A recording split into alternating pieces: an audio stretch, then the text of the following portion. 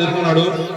ఇప్పుడు గల్లీ నుంచి అవమానం ఎదుర్కొని ఢిల్లీ దాకా దాదాపు ప్రపంచ దేశాల్లో ఉన్నటువంటి జపాన్ కానీ, అమెరికా కానీ, ఆస్ట్రేలియా కానీ అన్ని యూనివర్సిటీలో ఈయన పెట్టుకొని కొలుస్తారండి. అంటే ప్రపంచ మేధావి అనేది ఎందుకోసం అంటారంటే ఈయన అందుకోసం ఏమంటారు, ఈయన కన్నా చదువు ఎక్కువ చదివిన వాళ్ళు ఎవరు లేరు మా ప్రపంచంలోనే. అంత మేధావి డాక్టర్ బిఆర్ అంబేద్కర్.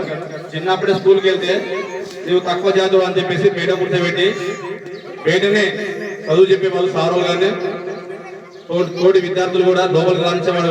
తక్కువ జాతుడు వీడు మహార్పులాన్ని చెందినవాడు అని చెప్పేసి ఎవరు బయటికి లోపలికి రాకుండా, ముట్టుకోకుండా, కనీసం వాటర్ కూడా తీసుకోకుండా, ఏ బాయిపోయినా ఏ చెరువుకైనా కూడా వాళ్ళ జాతి ఉన్నటువంటి ఎవరినైనా సరే నీళ్ళు తీసుకోకుండా ఉన్నటువంటి పరిస్థితి నుంచి ఆయన దాదాపు ఇప్పుడు హైదరాబాద్ నదిబొడ్డున ఆయన అంబేద్కర్ విగ్రహం ఏర్చినారంటే ఆయన కృషి వల్లనే మనం కూడా ఇప్పటికి కూడా మన విలేజ్లో, గ్రామాల్లో రెడ్డిస్ మధ్యన ఇంకా వేరే కులాల మధ్యన, మాజీల మధ్యన మనకు ఈ అంతరాంతా ఇంకా పోలేదు. ఆయన దాదాపు రాజ్యాంగం రాసింది ఇటువంటి ఇన్ని సంవత్సరాలైనా సరే మనం బానిస బతుకులే బతుకున్నాము.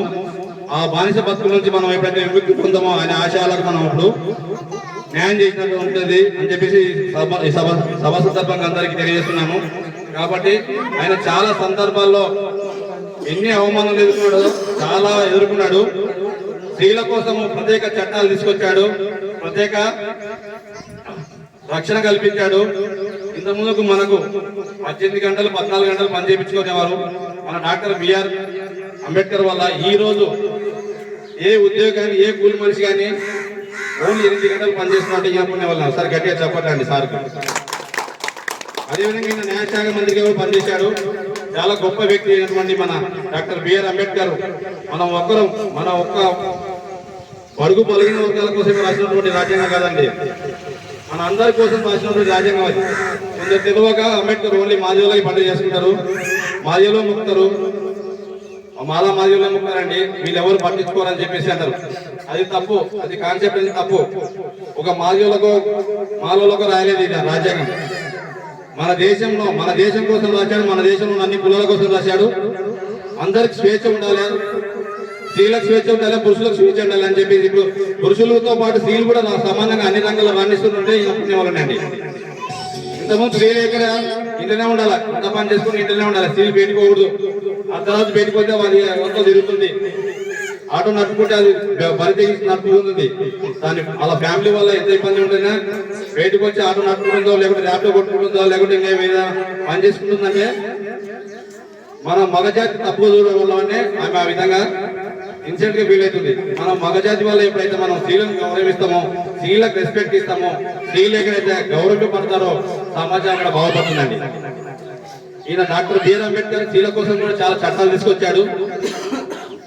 ఆ చట్టాలను కూడా కొంతమంది నాయకులు, రాజకీయ నాయకులు దాన్ని పక్కదారి పట్టించి చాలా ఘోరంగా వాళ్ళ చట్టాలను అవమానించడం జరుగుతుంది. ఈ రోజుల కాలం కూడా రాజకీయ ప్రలోభంతో రాజకీయ నాయకుల మాటలు కానీ, రికమెండేషన్ ద్వారా కానీ ఆయన చట్టాలను అన్ని నీరుగారుస్తాడు.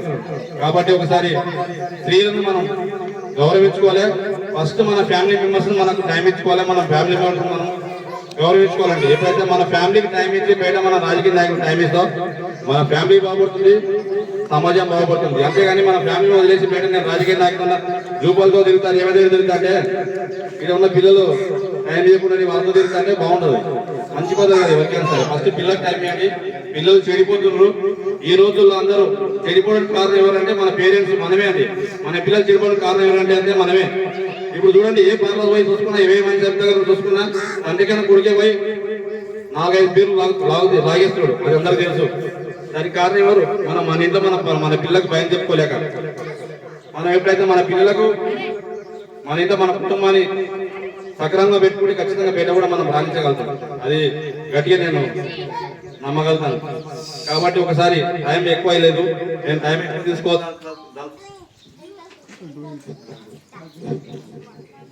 ఎక్కువ తీసుకోదలుచుకోలేదు.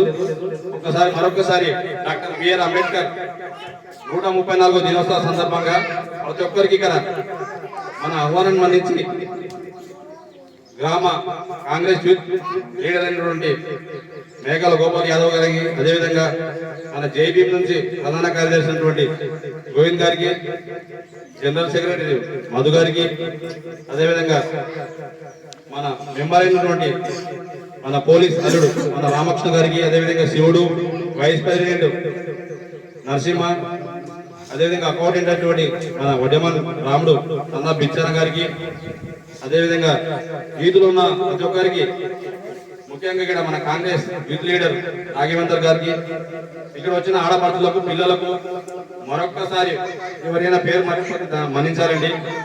మరొక్కసారి డాక్టర్ బిఆర్ అంబేద్కర్ 134వ దినోత్సవ సందర్భంగా అభినందనలు తెలియజేస్తూ ఈ అవకాశం ఇచ్చినట్టు నాకు మీ అందరికీ కృతజ్ఞతలు తెలుపుకుంటూ, అదేవిధంగా ఈసారి చాలా మంచిగా జరుపుకుంటున్నాం. నెక్స్ట్ సారి కూడా మనం ఎప్పుడు చూడు మనం ఈ పటానికి పూలమాల వేసి కొద్దిసేపు మాట్లాడి ఎవరి దీపాల కలిపోతున్నాం. అది కాదండి, మనలో యూనిటీ రావాలి. యూనిటీ వచ్చి మనం ఒక స్టాచ్యూ పెట్టుకొని మనం మంచిగా మన కార్యం అభివృద్ధి చేస్తున్నామంటే ఒకరు ముందుకు రారు. ఎవరైనా ముందుకు పోతే వాడు ఏమన్నా అంటే ఇది నరసింహ గారు తిన్నా, శివుడు గారు తిన్నా, రాముడు గారు తిన్నా, ఎవరు తింటారంటే డబ్బులు, ఎవరు కావాలి డబ్బులు? ముందుకు నడిపించాలంటే వాడు అది తినేది మాట్లాడదండి. మనం ఎంతసేపు పటానికి దాదాపు మనం 2017 రిజిస్ట్రేషన్ చేయించుకుంటే దాదాపు అతను ఒక 3 ఏళ్ళు, ఇతను ఒక 5 ఏళ్ళు, 8 ఏళ్ళ నుంచి మనం డాక్టర్ ప్రపంచ మేధావినటువంటి డాక్టర్ బిఆర్ అంబేద్కర్ ఇదే పూలమాల, ఇదే కొబ్బరికాయలు, ఇదే పక్కన ఉన్న చెడిపోతున్నాడండి. ఎట్లా ఉంది? మనం 10 మంది ఉన్నా సరే కలిసికట్టుగా యూనిట్గా ఏదైనా సరే ఒక పని అనుకున్నప్పుడు, ఒక పని మంచి ముందుకు తీసుకెళ్తున్నప్పుడు పనికి సపోర్ట్ ఇవ్వాలి, తోడునివ్వాలి.